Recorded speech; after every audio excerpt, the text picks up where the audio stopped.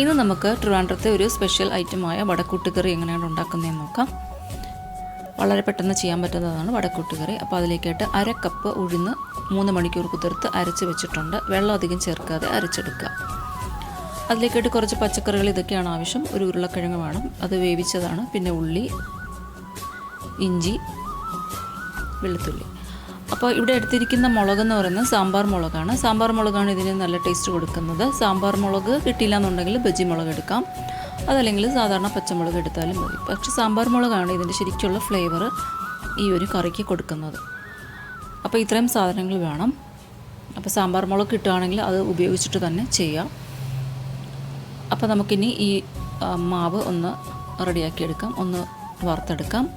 അപ്പോൾ കൈ ഒന്ന് വെള്ളത്തിൽ മുക്കിയിട്ട് വേണം നമ്മൾ വറക്കാൻ, അല്ലെങ്കിൽ ഇതുപോലെ കയ്യിലിങ്ങനെ ഒട്ടിപ്പിടിച്ചിരിക്കും. അപ്പോൾ ഒന്ന് വെള്ളത്തിൽ മുക്കി വളരെ ചെറിയ ബോൾസാക്കി ഇട്ട് കൊടുക്കുക. ഇതിനിങ്ങനെ ഒരു ഷേപ്പോ അങ്ങനെയോ കാര്യങ്ങളോ ഒന്നുമില്ല. നമ്മൾ കയ്യിൽ നിന്ന് എങ്ങനെയാണ് വീഴുന്നതെന്ന് വെച്ചാൽ അതിനനുസരിച്ച് ഉണ്ടാക്കിയെടുക്കുക. വളരെ ചെറുതായിരിക്കണമെന്നേ ഉള്ളൂ ബോൾസ്. അപ്പോൾ ഇത് ഒരു 1/2 കപ്പ് ഉഴുന്നിൻ്റെ ഒന്നും ആവശ്യമില്ല, ഒരു 1/4 കപ്പ് ഉഴുന്നിൻ്റെ കാര്യമേ ഉള്ളൂ. ഒരു ചെറിയ സദ്യക്ക് അത്രയൊക്കെ മതിയാവും. ഏകദേശം 10-20 നമുക്ക് വട പോലെ ഇങ്ങനെ ചെറിയ വട ഉണ്ടാക്കിയെടുക്കാൻ പറ്റും. വടയുടെ ഒരു മിക്സ് തന്നെയാണ്, പക്ഷേ ഉപ്പ് മാത്രമേ നമ്മൾ ഇടുന്നുള്ളൂന്നേ ഉള്ളൂ. ഇതിങ്ങനെ നല്ല ക്രിസ്പി ആയിട്ട് തന്നെ വറുത്തെടുക്കുക. ഇത് ഒരു മീഡിയം ഫ്ലെയിമിൽ വെച്ച് വറുക്കുക, അല്ലെങ്കിൽ അകം വേവാതെ പുറമൊക്കെ കരിഞ്ഞും പോവും. ഒരു ചെറിയൊരു മീഡിയം ഫ്ലെയിമിൽ വെച്ചിട്ട് ഒന്ന് വറുത്തെടുക്കുക. നമുക്ക് വേണമെങ്കിൽ തലേന്ന് രാത്രി ഇങ്ങനെ വറുത്തെടുത്ത് വയ്ക്കാം. അടുത്ത ദിവസം രാവിലെ സദ്യ ഉണ്ടാക്കുമ്പോൾ രാവിലെയുള്ള പ്രിപ്പറേഷനിൽ ഇത് ചെയ്തെടുക്കാൻ നമുക്ക് ഈ വടക്കൂട്ടുകറി ഉണ്ടാക്കാം. അപ്പോൾ രാത്രിയാണ് ഇത് ചെയ്ത് വെക്കുന്നതെങ്കിൽ കുറച്ച് എളുപ്പമായിരിക്കും. രാവിലെ ഇത് ഉണ്ടാക്കാനായിട്ട് ഉള്ള സമയം നമുക്ക് ലാഭിക്കാം. അപ്പോൾ ഇതിപ്പോൾ ഞാൻ ഒരു കണ്ടിന്യൂഷൻ ആയിട്ട് ചെയ്യുന്നത് കൊണ്ട് നമുക്ക് ഈ വെളിച്ചെണ്ണ, ഈ ഒരു വെളിച്ചെണ്ണയിലാണ് ഞാൻ വറുത്തത്. അപ്പോൾ ഈ ഒരു ക്രിസ്പി ലെവലിൽ വറുത്തെടുക്കുക. അപ്പോൾ ഈ ബാക്കി വന്ന വെളിച്ചെണ്ണ നമുക്ക് ഇപ്പോൾ തന്നെ ഉപയോഗിക്കുകയാണെങ്കിൽ ഇതിൻ്റെ കൂടെ തന്നെ ബാക്കിയുള്ള പ്രൊസീജിയർ ചെയ്യാനായിട്ട് എടുക്കാം. നല്ല ചൂടായിട്ടിരിക്കുന്ന വെളിച്ചെണ്ണയാണ്, റീയൂസ് ചെയ്യുന്നതിന് കുഴപ്പമില്ല.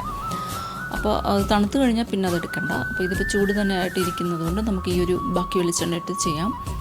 ബാക്കി ഇനി ഇതിൻ്റെ മസാല കൂട്ട് തയ്യാറാക്കാം. നമ്മളിപ്പോൾ ഉരുളക്കിഴങ്ങ് കറിയൊക്കെ വെക്കുന്നതിൻ്റെ അതേ ഒരു കൂട്ട് തന്നെയാണ് ഇതിലെടുക്കുന്നത്. ഉഴുന്ന് പരിപ്പും കടുകും വറ്റൽമുളകും ഒക്കെ ഇട്ടിട്ട് ഒന്ന് പൊട്ടിച്ചെടുക്കാം. അത് കഴിഞ്ഞ് ഉള്ളിയൊക്കെ ഇട്ടിട്ടൊന്ന് വഴറ്റാം. ഉള്ളി വഴറ്റുമ്പോൾ അതിനകത്ത് ഒരുപാട് ക്രിസ്പി ലെവലിലൊന്നും വഴറ്റണ്ട. വെളുത്തുള്ളിയും ഇഞ്ചിയും കൂടി ഇട്ടിട്ട് ഒന്ന് വഴച്ചെടുക്കുക. ഞാൻ ഈ വെളുത്തുള്ളിയും ഇഞ്ചിയൊക്കെ ഒന്ന് ചതച്ച് വെച്ചിട്ടേ ഉള്ളൂ, അരിഞ്ഞൊന്നും എടുത്തിട്ടില്ല. ഉപ്പും കൂടി ഇട്ടിട്ട് ഒന്ന് വഴച്ചെടുക്കുക. ഒന്ന് സോഫ്റ്റായാൽ മാത്രം മതി, ഒരുപാട് അങ്ങ് ലെവല് കൂട്ടി ക്രിസ്പി ഒന്നും ആവണ്ട.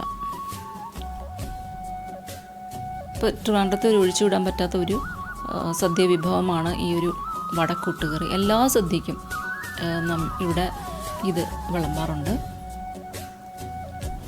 ഇതിപ്പോൾ വട ഇല്ലാതെയും ചെയ്യാം, വെറുതെ ഉരുളക്കിഴങ്ങ് മാത്രം വെച്ചിട്ട് കൂട്ടുകറി ഉണ്ടാക്കാം.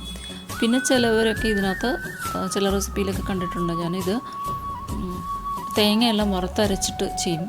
തേങ്ങ വറുത്തരച്ച് ഉണ്ടാക്കും ഈ കറി. പക്ഷേ സാധാരണ ഇങ്ങനെയാണ് ചെയ്യുന്നത്. തേങ്ങയൊന്നും ചേർക്കാറില്ല, തേങ്ങാപ്പാൽ തന്നെയാണ് ചേർക്കുന്നത്. അപ്പോൾ ഇങ്ങനെ 2 ടീസ്പൂൺ മല്ലിപ്പൊടി കൂടി ഇട്ടിട്ട് നമുക്ക് ഒന്ന് ചൂടാക്കിയെടുക്കാം. അപ്പോൾ ഞാനിത് വറുത്ത് വെച്ചിരിക്കുന്ന മല്ലിപ്പൊടിയാണ്, വറുത്ത് പൊടിച്ച് വെച്ചിരിക്കുന്ന മല്ലിപ്പൊടിയാണ്. സാധാരണ മല്ലിപ്പൊടി ഇട്ടാലും മതി. 2 ടീസ്പൂൺ ഇട്ട് കൊടുക്കാം. ഇനി കുറച്ച് ഗരം മസാലയും കൂടി ഇട്ടിട്ട് ഒന്ന് ചൂടാക്കിയെടുക്കാം. അപ്പോൾ ഇതാണ് ഇതിൻ്റെ ഒരു ഗ്രേവി.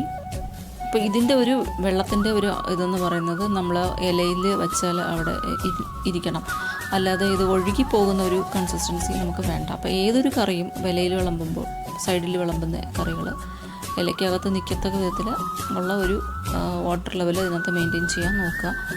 അപ്പോൾ ആദ്യം ഞാനിതിൽ ഒരു 2ാം പാലാണ് ഒഴിച്ചിരിക്കുന്നത്. 2ാം പാൽ ഒഴിച്ചിട്ടാണ്, 1 കപ്പ് 2ാം പാൽ ഒഴിച്ച് ഇതൊന്ന് തിളപ്പിച്ചെടുക്കാം. ഒന്ന് തിളച്ചാൽ മാത്രം മതി. കാരണം ഈ ഉരുളക്കിഴങ്ങൊക്കെ ഓൾറെഡി വെന്തതാണ്. അപ്പോൾ വേണമെങ്കിൽ ഇത് വെള്ളത്തിൽ ചെറിയ ചൂടുവെള്ളം ഒഴിച്ച് വേവിക്കാം, അതല്ലെങ്കിൽ 2ാം പാൽ ഒഴിച്ച് വേവിക്കാം. വെന്ത് കഴിഞ്ഞിട്ട് പിന്നെ 2ാം പാലും 1ാം പാലും ഒക്കെ ഒഴിച്ചാൽ മതി. ഇതിപ്പോൾ ഞാൻ 2ാം പാൽ വളരെ തിന്നായിട്ടിരുന്ന 2ാം പാലാണ് ഒഴിച്ചിരിക്കുന്നത്. അപ്പോൾ ഈ ഒരു ഉള്ളി വേവുന്ന ഒരു താമസമേ ഉള്ളൂ. ഇനി നമുക്ക് 1ാം പാൽ ഒഴിച്ചു കൊടുക്കാം. ഇതിപ്പോൾ 1ാം പാൽ ഞാൻ ഫ്രിഡ്ജിൽ നേരത്തെ തന്നെ എടുത്ത് വെച്ചിരുന്നത് കാരണം ഇത് കുറച്ച് കട്ടിയായിട്ടിരിക്കുന്നത്, ചൂടാകുമ്പോൾ അലിഞ്ഞോളും. അപ്പോൾ 1-ാം പാൽ ഒഴിച്ചാൽ പിന്നെ നമ്മൾ അധികം നേരം തിളപ്പിക്കുകയൊന്നും വേണ്ട.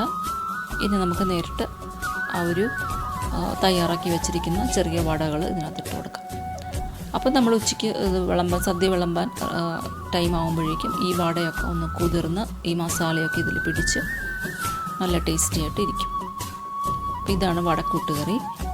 വടക്കൂട്ടുകറി ഉണ്ടാക്കാൻ വളരെ എളുപ്പമാണ്. വട തലേന്ന് രാത്രിയിൽ തയ്യാറാക്കി വെച്ചാൽ നമുക്ക് ഈസി ആയിട്ട് തന്നെ ഈ കൂട്ടുകറി അടുത്ത ദിവസം സദ്യയ്ക്ക് ഉണ്ടാക്കാം.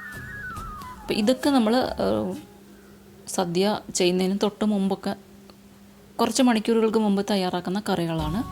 നേരത്തെ ഒന്നും ചെയ്തു വെക്കാൻ പറ്റില്ല. പക്ഷേ വടയൊക്കെ നമുക്ക് നേരത്തെ ഉണ്ടാക്കി വയ്ക്കാം. ഇനി വട ഇല്ലാതെയും കൂട്ടുകറി ഉണ്ടാക്കാറുണ്ട്. പക്ഷേ അത് വടക്കൂട്ടുകറി എന്ന് പറയാൻ പറ്റില്ലല്ലോ അതിനെ. അപ്പോൾ ഇതാണ് വടക്കൂട്ടുകറി. അപ്പോൾ ഇത് നമ്മുടെ ഈ ചാനൽ സബ്സ്ക്രൈബ് ചെയ്തിട്ടില്ലാത്ത ഫ്രണ്ട്സ് ഉണ്ടെങ്കിൽ ഒന്ന് സബ്സ്ക്രൈബ് ചെയ്യുക. അതുപോലെ ഫ്രണ്ട്സിനും റിലേറ്റീവ്സിനും ഒക്കെ ഒന്ന് ഷെയർ ചെയ്ത് കൊടുക്കുക. അപ്പോൾ നമുക്കിനി അടുത്ത ഒരു ഓണം റെസിപ്പിയിൽ കാണാം. താങ്ക് യു ഫോർ വാച്ചിങ് ജെറാനസ് കിച്ചൺ. Bye by.